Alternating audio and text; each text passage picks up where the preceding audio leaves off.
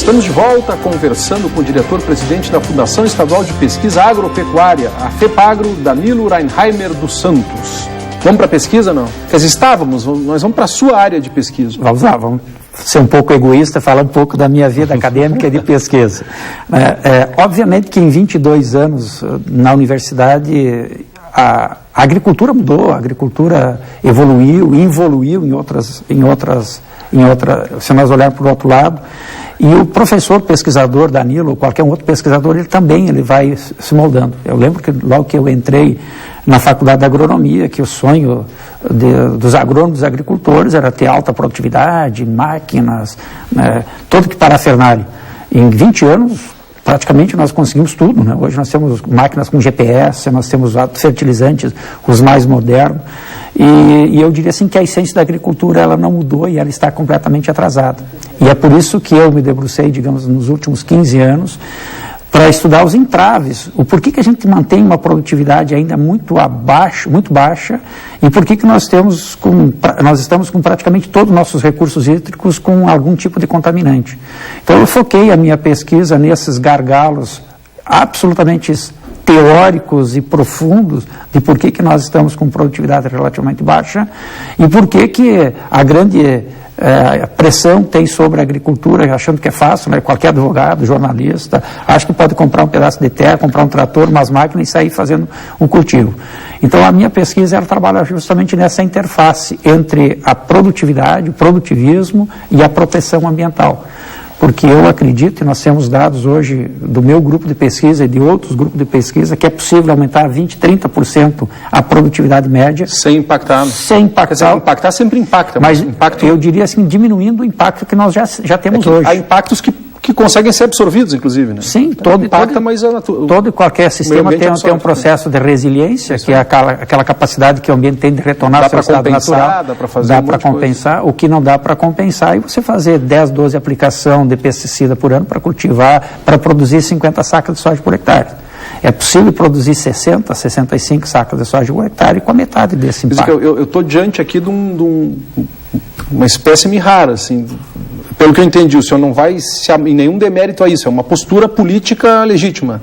Se amarrar numa árvore para não cortar, mas também não vai achar que tem que largar... Eu acho que tem espaço para todo mundo e a gente tem que ter uma percepção de que o ser humano causa impacto no meio ambiente. Nem a defesa intransigente da produção da produtividade a qualquer custo e nem a percepção de que não se pode mexer em nada porque alguma coisa tem que ser mexida. Obviamente. A agricultura ela expandiu de uma forma descontrolada, que nós estamos aí ainda desmatando a floresta amazônica, destruindo com o bioma pampa aqui no Rio Grande do Sul, destruindo com o bioma cerrado, que nós poderíamos destruir menos, né, produzir mais com baixo custo e com uma produção para a população com menor impacto na sua saúde. E o que nos falta? O que nos falta? Primeiro, que o Estado ser o indutor, o Estado ser o balizador das tomadas de decisões.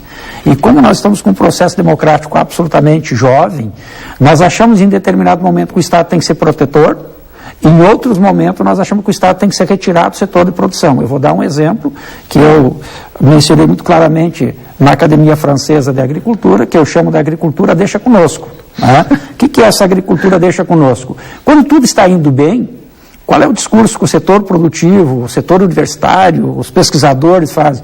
O governo que não se meta na agricultura, vai cuidar da saúde, está vendo que temos problema de segurança pública e tal. Nós tomamos a decisão. No momento que há um problema, por exemplo, uma seca ou uma super safra de arroz e assim por diante, aonde que nós vamos recorrer? Nós vamos recorrer no governo para que ele nos acuda, como qualquer outro setor. É legítimo? Sempre é legítimo. Então, o que eu coloco que nós deveríamos, ao meu modo de ver, uma visão absolutamente simplista de um professor universitário, nós temos recomendações absolutamente mais protetoras do meio ambiente e muito mais produtiva. Por que as pessoas não usam? Por exemplo? Por exemplo, aprofundamento do sistema radicular, uma coisa absolutamente, básico.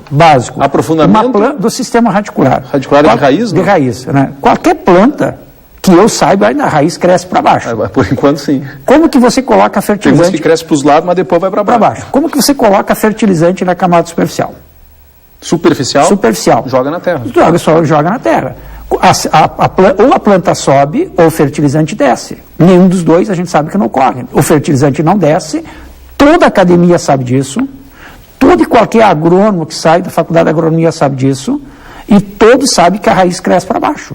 Mas então como que tu justifica aplicar fertilizante? Geotropismo. É um geotropismo. Viu? Portanto, nós temos todo um parque de máquinas estabelecido no Rio Grande do Sul para maximizar as operações. Em vez de eu gastar 3 horas, eu vou gastar 1, eu coloco fertilizante na superfície, ponho o trator a andar com alta velocidade e faço a semeadura. Tudo correto. 50%, 60% do recurso adicionado fora do fertilizante.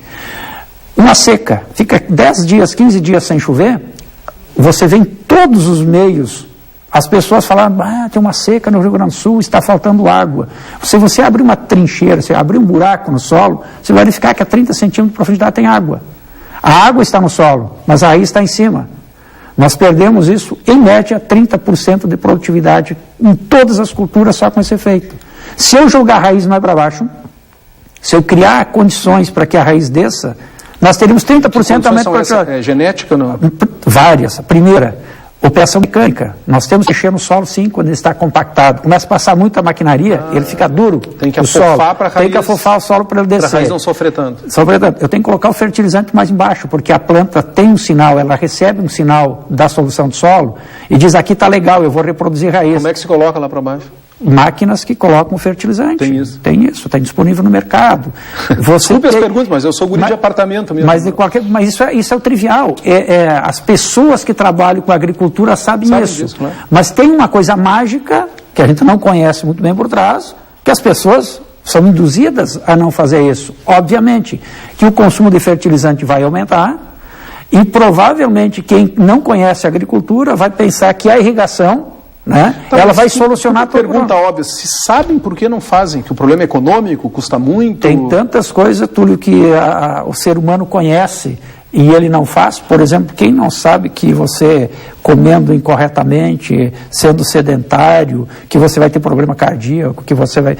Quem tem dúvida que comer agrotóxico vai causar doença? A gente sabe uma série de questões, mas o ser humano não para pensar, para ter uma vida um pouco mais regrada. Da mesma maneira, eu aplico isso, eu passo isso para a agricultura, e há um monte de tecnologias que estão disponíveis na FEPAGO, na Embrapa, nas universidades, que poderiam sim diminuir custo, proteger o meio ambiente e produzir um alimento mais sadio.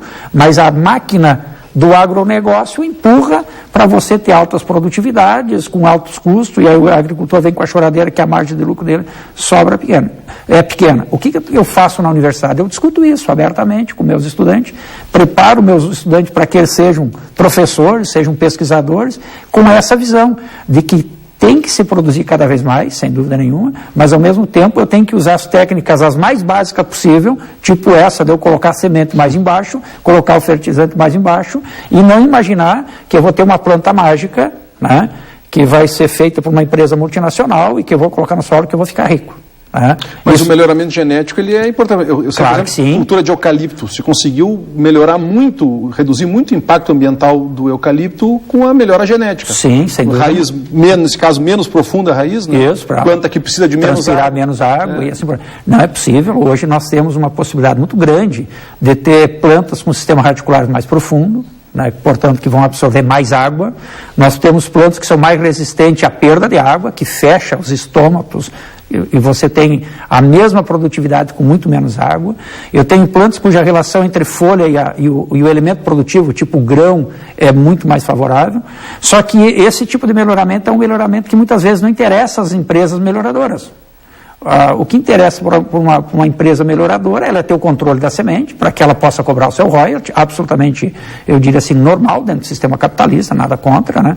Ela vai ter, geralmente, uma espécie que é mais sensível a determinados fatores, por exemplo, doenças. Aí eu caso o melhoramento com a empresa de agrotóxico, que geralmente é a mesma, e por isso que eu voltaria à questão do investimento na FEPAGO, na Embrapa, nas universidades, é que o Estado, sim, tem que se colocar dinheiro público para você buscar esse tipo de pesquisa, que ela não interessa para a iniciativa privada. Então dá para coexistir Os dois sistemas de pesquisa dá para um pressiona o outro no bom sentido. Claro. Né? Quer dizer, um vai exigindo eficiência do outro. E eu não tenho nenhuma dúvida que essas grandes empresas multinacionais que trabalham com agricultura, elas vão entrar num caminho mais orgânico, num caminho com menos agressão ao meio ambiente. O consumidor está querendo. O consumidor está querendo isso. Então, essa é a visão que eu tenho da minha pesquisa. Os meus trabalhos geralmente focam na contaminação ambiental, mas com alta produtividade. Porque não dá para imaginar que nós vamos preservar tudo bonitinho e tal e tal. Não tem nenhuma possibilidade. Nós podemos chegar ao máximo da preservação, mas que vai ter impacto ambiental,